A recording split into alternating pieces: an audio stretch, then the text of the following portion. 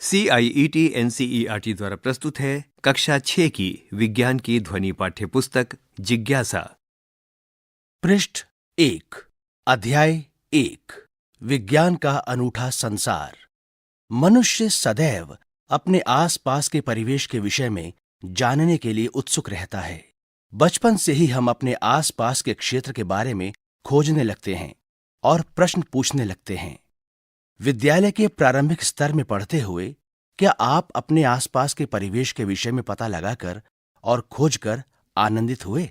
मध्य स्तर में भी हम अपने आसपास के इस सुंदर विश्व को जानने और समझने की रोचक यात्रा की ओर अग्रसर होते रहेंगे और इसके लिए हमारे पास एक नया विषय है, विज्ञान। विज्ञान के इस अद्भुत संसार में आपका हार्दिक स्वागत है। विज्ञान क्या है? विज्ञान देखने, सोचने, समझने और कार्य करने का एक सशक्त माध्यम है जो विश्व के रहस्यों की परतें खोलता है। ये एक रोमांचक साहसिक कार्य की तरह है जहां हम प्रश्न पूछते हैं, प्रकृति के विभिन्न आयाम खोजते हैं और ये समझने का प्रयास करते हैं कि ये सब आखिर होता कैसे है। ये सब जानने के लिए सबसे महत्वपूर्ण है जिज्ञासा, और इसी जिज्ञासा से इस पुस्तक का शीर्षक भी आया है। अध्ययन चाहे रेत के छोटे छोटे कणों का हो या बड़े बड़े पर्वतों का, एक घास के तिनके का हो या किसी विस्तृत जंगल का, ये हमें सदा ही नित नई खोजों के लिए प्रेरित एवं उत्साहित करता रहता है। क्या आपने कभी रात के आकाश में चमकते तारों को ध्यान से देखा और ये सोचा कि ये तारे चमकते क्यों हैं? किसी फूल को खिलते देख आप विस्मित हुए हैं कि उसे कैसे पता चलता है कि कब खिलना है। ये सब विज्ञान द्वारा उजागर होने वाले अनेक रहस्यों के कुछ उदाहरण मात्र हैं। विज्ञान के बारे में सबसे रोचक बात यह है कि ये सर्वत्र है, महासागर की गहराइयों से लेकर अंतरिक्ष की व्यापकता तक, और रसोई में पक रहे व्यंजनों से लेकर खेल के मैदान तक सबसे अभूतपूर्व खोज ऐसे ही अकल्पनीय स्थानों में हुई है। इस पृष्ठ पर एक पर्वतीय क्षेत्र का चित्र है जिसमें पहाड़ और बहुत सारे पेड़ पौधे हैं। पृष्ठ संख्या 2, इस पृष्ठ पर 4 चित्र हैं। सबसे ऊपर 2 चित्र हैं। बाईं तरफ का चित्र एक मरुस्थल का है। यहां पर रेत और कुछ पौधे हैं। दाईं तरफ का चित्र एक समुद्र तट का है। यहां पर कुछ पेड़ पौधे, समुद्र और रेत है। इन चित्रों के नीचे 2 अन्य चित्र हैं। बाईं तरफ का चित्र समुद्र के भीतर के दृश्य का है। यहां पर मछलियां, पेड़ पौधे और जल है। दाईं तरफ का चित्र मंदाकिनी अर्थात आकाशगंगा का है। इस चित्र में मंदाकिनी, आकाशगंगा और बहुत सारे तारे हैं। विज्ञान एक व्यापक और अंतहीन जिगसॉ पहेली जैसा है। हमारे द्वारा की गई प्रत्येक नई खोज इस पहेली का एक और टुकड़ा जोड़ देती है, और आपको पता है कि यही तो इस पहेली की सबसे अच्छी बात है। इसकी कोई सीमा नहीं है कि हम क्या क्या खोज सकते हैं, क्योंकि ज्ञान का हर नया भाग नए प्रश्नों तथा खोजों की ओर ले जाता है। हम कभी कभी देखते हैं कि इस पहेली का एक टुकड़ा गलत स्थान पर जोड़ दिया गया है और उसे वहां से दूसरे स्थान पर ले जाने की आवश्यकता है। नई खोजें प्रायः विश्व के बारे में हमारी समझ बढ़ाती हैं। आप जैसे जैसे इस पुस्तक को समझेंगे, आपके सामने अनेक रोचक विचार आएंगे। आप कई नए प्रयोग करेंगे जो आपको विचार करने को प्रेरित करेंगे, और आप ये भी जानेंगे कि हमारे दैनिक जीवन में ये सब कैसे उपयोगी हैं। अनुमान लगाइए कि जब हम नई नई खोज करेंगे तो क्या होगा। पृष्ठ संख्या 3, तब हमें यह समझ आने लगेगा कि ये सभी विचार एक दूसरे से जुड़े हुए हैं। आइए इस यात्रा को आरंभ करते हैं अपनी पृथ्वी से। पृथ्वी एकमात्र ऐसा ग्रह है जिस पर जीवन है। पृथ्वी पर पर्यावरण भी है जिसकी रक्षा करना अति आवश्यक है। पृथ्वी पर जीवन की एक अद्भुत विविधता है, पौधे और जंतु जो इस ग्रह के विभिन्न क्षेत्रों में जीवित रहने और फलने फूलने में सफल हो सके हैं। आपने किसी बीज को एक पौधे में और किसी इल्ली अर्थात कैटरपिलर को एक सुंदर तितली में परिवर्तित होते देखा होगा तथा ऐसे अनेक अवलोकन किए होंगे। इन पौधों और जंतुओं का विकास किस प्रकार होता है? इस पृष्ठ के मध्य भाग में 3 चित्र हैं। पहला चित्र एक पत्ते पर इल्ली का है। दूसरा चित्र एक नए उगते हुए पौधे का है। तीसरा चित्र एक गाय और एक बछड़े का है। गाय बछड़े को दूध पिला रही है। वास्तव में हमारे शरीर की वृद्धि अर्थात विकास के लिए हमें भोजन की आवश्यकता होती है। विशेष रूप से भारत जैसे विशाल और विविध देश में भोजन अत्यंत मनभावन है। देश भर में विभिन्न प्रकार के स्वादिष्ट पकवान और उनको बनाने की विशिष्ट विधियां हैं। वो सब किससे बनते हैं? हम इसे कैसे पता करेंगे? इस पृष्ठ के निचले भाग में 5 चित्र हैं। ये सभी चित्र विभिन्न प्रकार के मनभावन स्वादिष्ट पकवानों के हैं। पृष्ठ संख्या 4। हमें जीवित रहने के लिए भोजन के साथ साथ जल की भी आवश्यकता होती है। जल एक अत्यंत आनंददायक पदार्थ है। क्या आप कभी बारिश में दौड़े, भागे और कूदे हैं? क्या आपने कभी सोचा है कि बारिश क्यों और कैसे होती है? क्या आपने ध्यान दिया कि जल ठंडा करने पर बर्फ बन जाता है और गर्म करने पर उबलने लगता है?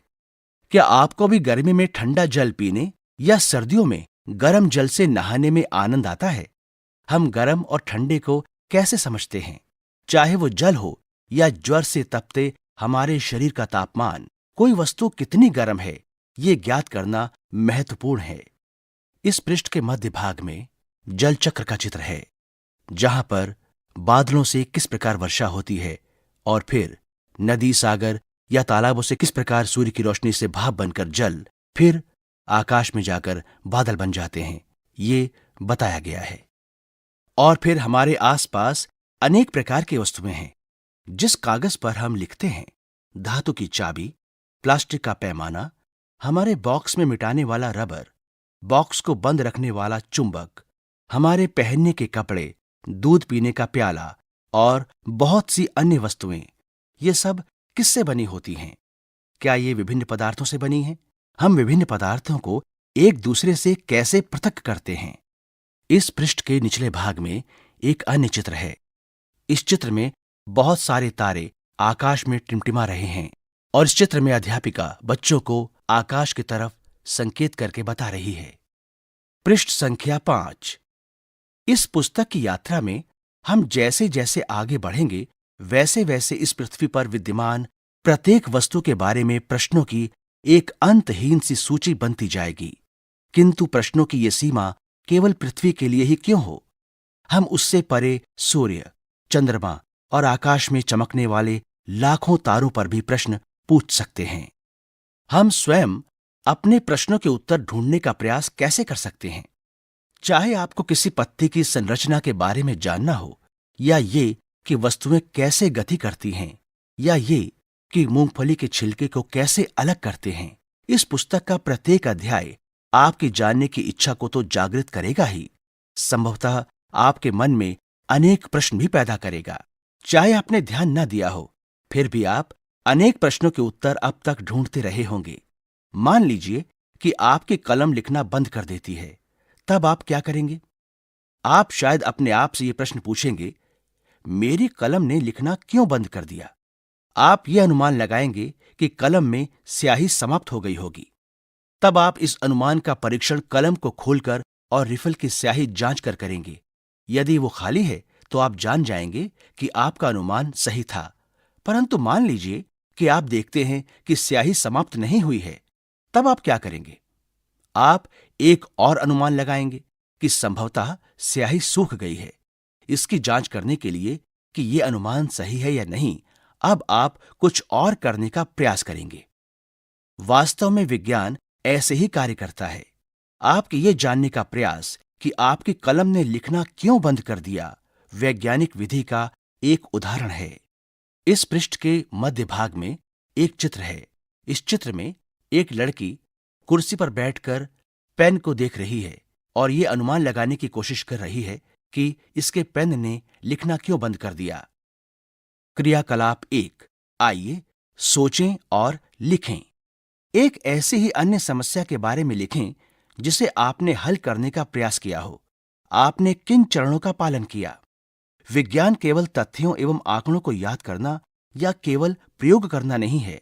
विज्ञान चरण दर चरण प्रक्रिया का पालन करते हुए हमारे प्रश्नों के उत्तर ढूंढने में सहायक होता है। वो कौन से चरण हैं जिनका हम अनुपालन कर सकते हैं? पृष्ठ संख्या 6। सबसे पहले जो हमें रुचिकर लगता है या जिसे हम समझ नहीं पाते हैं, हम उसका अवलोकन करते हैं। यह हमें अचंभित करता है और शायद हम उसके बारे में एक प्रश्न सोचते हैं। इसके बाद हम उस प्रश्न के संभावित उत्तर का अनुमान लगाते हैं।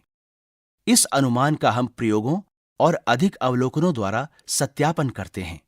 इसके बाद हम परिणामों का विश्लेषण करने का प्रयास ये देखने के लिए करते हैं कि क्या इससे वास्तव में हमारे प्रश्न का उत्तर प्राप्त हुआ या नहीं।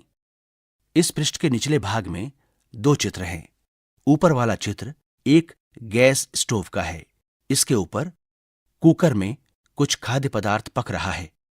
नीचे वाला चित्र एक व्यक्ति और एक साइकिल का है। व्यक्ति अपनी साइकिल की ट्यूब में हवा भर रहा है। वैज्ञानिक वो लोग होते हैं जो समस्याओं का हल ढूंढने अथवा नई वस्तुओं की खोज करने के लिए वैज्ञानिक विधि का प्रयोग करते हैं। परंतु क्या कोई भी व्यक्ति जो वैज्ञानिक विधि का पालन करता है एक वैज्ञानिक की तरह कार्य करता है?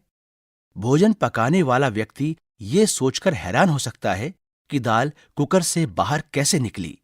क्या कुकर में बहुत अधिक पानी था? साइकिल की मरम्मत करने वाले व्यक्ति के बारे में सोचिए जो ये ढूंढने का प्रयास कर रहा है कि टायर से हवा कैसे निकली, हवा कहां से बाहर निकल गई। या कोई विद्युत ठीक करने वाला व्यक्ति ये ढूंढने का प्रयास कर रहा है कि विद्युत बल्ब क्यों नहीं जल रहा। क्या कोई समस्या बल्ब में है या स्विच में?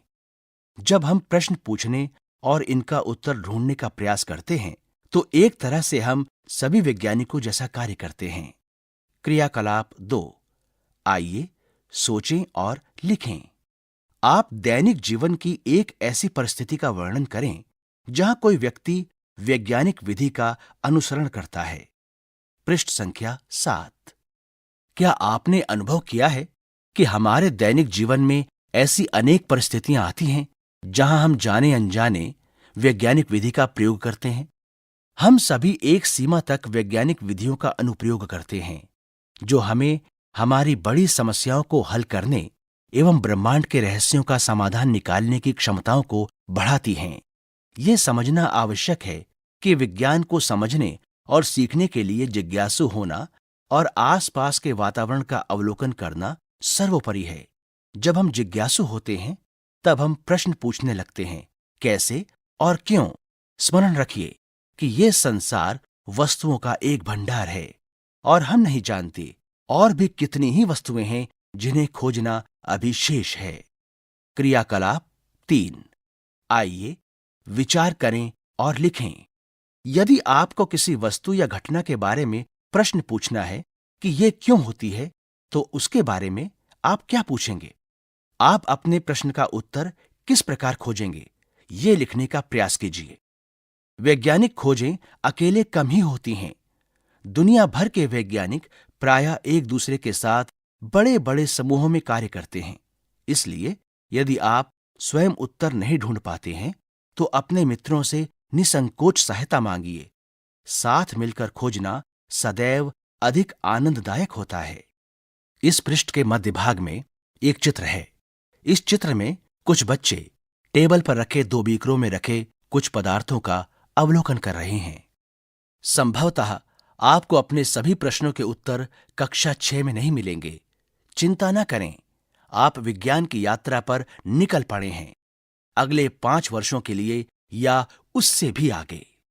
पृष्ठ संख्या 8। इस पृष्ठ के ऊपरी भाग में कुछ बच्चों का चित्र है जो वर्षा में नहा रहे हैं और बहुत आनंदित हैं। बुद्धिमान बनने के लिए प्रश्न पूछने वाला बनना आवश्यक है। जिस प्रकार बच्चे बारिश का आनंद लेते हैं, उसी प्रकार विज्ञान भी एक आनंदमय खोज जैसा होता है। विज्ञान की इस यात्रा का आनंद लें और खोज करते रहें।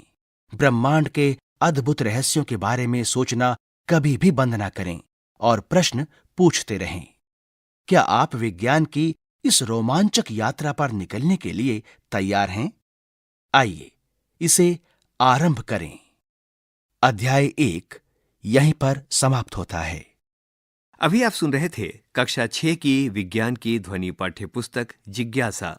वाचन स्वर प्रवीण शर्मा, ध्वन्यांकन वीरेंद्र रावत और मंजू कुमारी, निर्माण सहयोग चेतना शर्मा, कुसुम लता, अमरजीत सरकार, मोहम्मद शमीम खां, जगबंधु जाना और अरशद अहमद। निर्देशन एवं निर्माण विमलेश चौधरी तथा प्रस्तुति CIET NCERT नई दिल्ली, भारत।